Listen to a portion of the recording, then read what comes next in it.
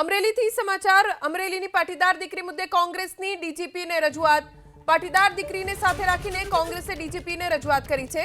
જેની ઠુમ્મર સહિત નેતાઓ ડીજીપીને મળવા માટે પહોંચ્યા। દીકરીને પટ્ટાથી માર મારવાના આરોપ સાથે રજૂઆત કરવામાં આવી છે।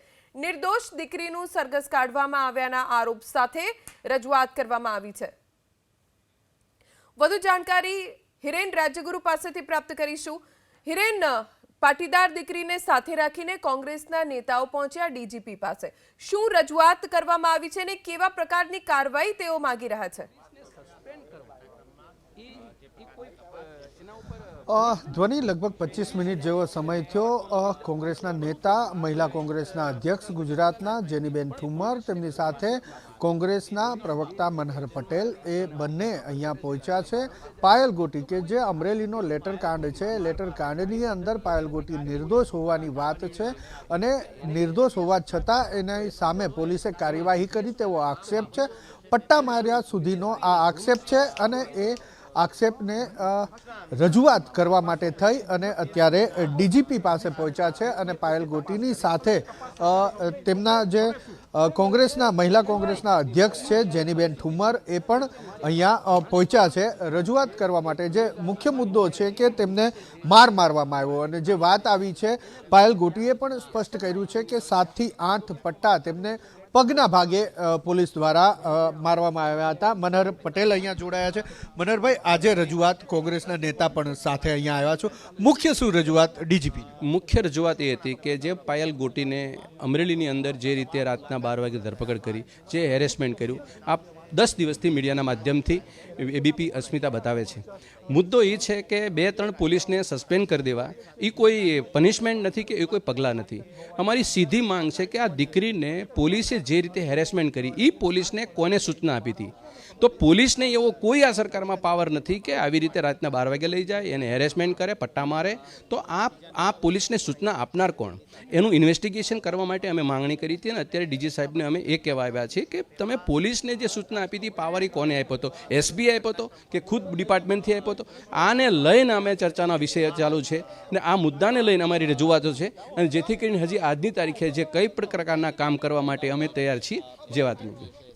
તો આ દ્રશ્યો આપ જોઈ શકો છો। પાયલ ગોટી, તેમની સાથે જેનીબેન ઠુમ્મર એ પણ અહીંયા પહોંચ્યા છે। ડીજીપીને મળવા ગયા હતા એ પ્રકારેની વાત હતી અને એને મળ્યા બાદ તેઓ અહીંયા પહોંચ્યા છે। તેમની સાથે વાત કરી અને જાણવાનો પણ પ્રયાસ કરીશું। મારા સહયોગી છે અજય પાંડે, તેમને વિનંતી કરીશ કે મારી સાથે આવશે અને વાત કરવાનો અમે પ્રયાસ કરીશું।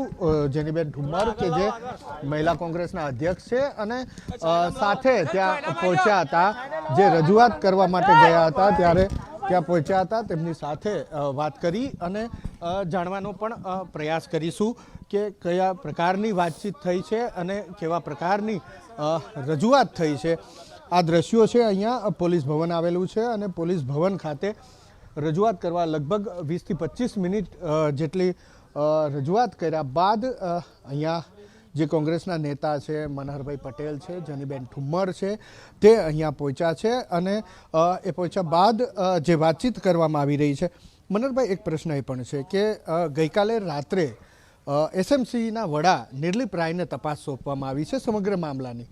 કહેવામાં એવું આવી રહ્યું છે કે તટસ્થ તપાસ થાય એના માટે થઈ અને નિર્લિપ રાયને, જો કે પાયલબેને પણ માંગણી કરી હતી કે નિર્લિપ રાય તપાસ કરે ને નિર્લિપ રાય સાહેબને જે તપાસ સોંપવાની જે માંગ હતી એ ખરેખર 12 દિવસની ફલશ્રુતિ ગુજરાતની પોલીસે કે સરકારે કોઈ પગલાં નથી લીધા।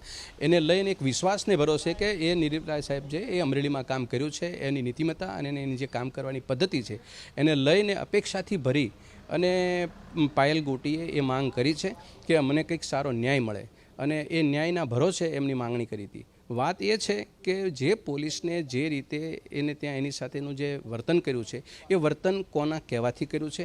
બીજા નંબરમાં પત્ર જે છે એ પત્રની અંદર ઉલ્લેખ કરેલો છે, ગંભીર આક્ષેપો જે માન્ય ધારાસભ્ય ઉપર ભારતીય જનતા પાર્ટીના ઉપર કર્યા છે એને લઈને ફરિયાદ છે અને આવી અનેક બાબતોને લઈને વારંવાર આવા કિસ્સા બને નહીં એની ગરબડીને વાગે આ ફરિયાદની રીતે અમે રજૂઆત કરવાની આવે છે। જો અત્યાર સુધી કોંગ્રેસે જે પ્રકારેનું આંદોલન કર્યા, ધરણા કર્યા, હવે એસએમસીના વડા નિર્લિપ રાયને તપાસ સોંપવામાં આવી છે, શું એવું માની શકાય કે હવે કોંગ્રેસ આ ધરણાથી આગળ નહીં વધે, કે પછી આ રીતનું જે પ્રદર્શન છે, વિરોધ પ્રદર્શન એને કહો અથવા તો માગણી કહો, એ યથાવત રહેશે? નહીં ભાઈ, હું તમને બહુ સ્પષ્ટતા કરું, આ કેસની અંદર જલ્દી એવી પૂર્ણાહુતિ થઈ શકે એવા કોઈ ભારતીય જનતા પાસે સિમ્ટમ્સ નથી બતાવ્યા. પહેલી વસ્તુ એ કે 12 દિવસની અંદર પત્ર ઉપર ક્યાં તપાસ કરી, એસઆઈટી નિમી છે, ક્યાંના ઉપર નિમી છે? હજી શબ્દ બોલવા તૈયાર નથી કે 40 લાખ રૂપિયાનો હપ્તો કોણ લે છે. ધારાસભ્યશ્રીને ઉપર જે ગંભીર આક્ષેપો છે, ભારતીય જનતા પાર્ટીના આગેવાનો બોલતા થઈ ગયા કે ના ભૂલ છે, ભૂલ છે, ભૂલ છે, છતાંય સરકારી મિશનરી કોઈ બોલવા તૈયાર નથી. હોમ મિનિસ્ટરને અગાઉ પણ ખબર છે કે 40 લાખનો હપ્તો લે છે, એસીબી ડિપાર્ટમેન્ટને પણ જાણ કરી છે કે 40 લાખનો હપ્તો લે છે. આ તો ભારતીય જનતા પાર્ટીનો ઘરનો મામલો છે. એના ઉપર જ્યાં સુધી પગલાં ન લેવાય ત્યાં સુધી અમરેલીની જનતા કોઈ સુખાકારીથી ચેનતી નથી.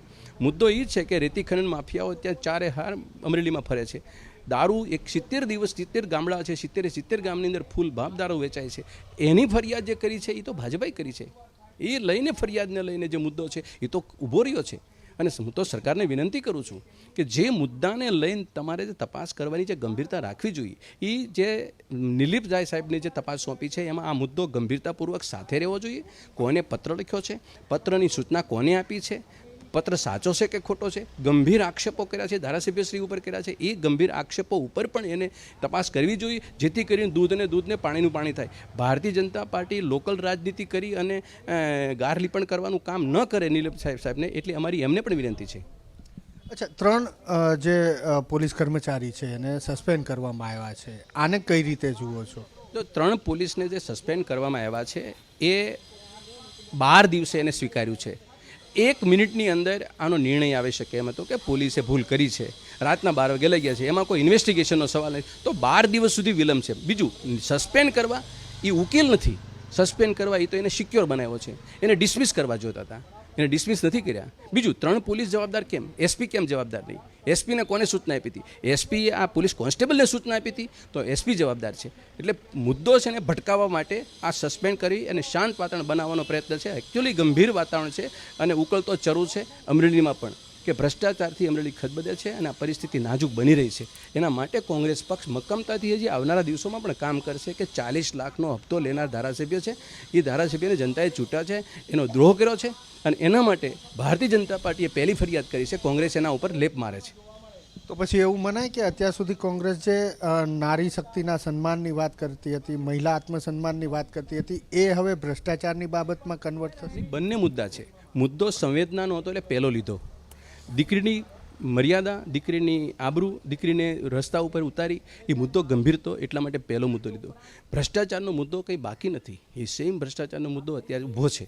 એટલે ક્રમ તમે જે કહો છો એ ક્રમની અંદર ગંભીર ફરિયાદો બંનેમાં એટલી છે, પણ સંવેદનાની રીતે દીકરીને ન્યાય વહેલો મળવો જોઈતો હતો અને મળવો જોઈએ એ સમસ્ત સમાજનો વિકલ્પ હતો, કોઈ કોંગ્રેસ પક્ષની વાત નહોતી. દીકરી માટે તો સૌ લોકો દોડી ગયા છે અને દોડવું જોઈએ. ભારતીય જનતા પાર્ટીના આગેવાનો પણ અમુક બહાર આવ્યા છે કે દીકરીને અન્યાય થયો છે, પોલીસે અત્યારે કરી છે. પણ મુદ્દો અમારો મુખ્ય છે, રાજકીય રીતે મુદ્દો છે કે જનતાને 70 ગામમાં દારૂ વેચાય છે, એ ભાજપા સ્વીકારે છે. ત્યાં રેતી ખનન થાય છે, ભાજપા સ્વીકારે છે. ત્યાં આગળ ધારાસભ્ય 40 લાખનો હપ્તો લે છે, ભાજપા કહે છે. તો ભાજપા ઉપર તો એસઆઈટી નિમે. એટલે નિલીપ રાય સાહેબ જે છે એ મુદ્દો એને લઈ અને કામ કરે તો જનતાને કંઈક સુખાકારીનો લાભ મળી શકે એનો, અને ભ્રષ્ટાચારની ભુક્ત અમરેલીને કરી શકાય. જો મનોહરભાઈ, એક વસ્તુ એ જાણવી છે, તમે રાજકારણમાં સક્રિય છો એટલે તમારા પાસે માહિતી પણ આવતી હશે. આ જે લેટરકાંડ થયો એનું મૂળ શું છે? મૂળ ભારતીય જનતા પાર્ટીની પરિસ્થિતિ અંદરની જે હોય તે, પણ એક એ ખબર છે કે ધારાસભ્ય 40 લાખનો હપ્તો લે છે. તો 40 લાખનો હપ્તો લે છે એ બહાર કાઢવા પાછળ કોઈની રાજનીતિ પૂરી કરવા માટેનું કારસ્તાન હતું, એ પણ તપાસનો વિષય છે.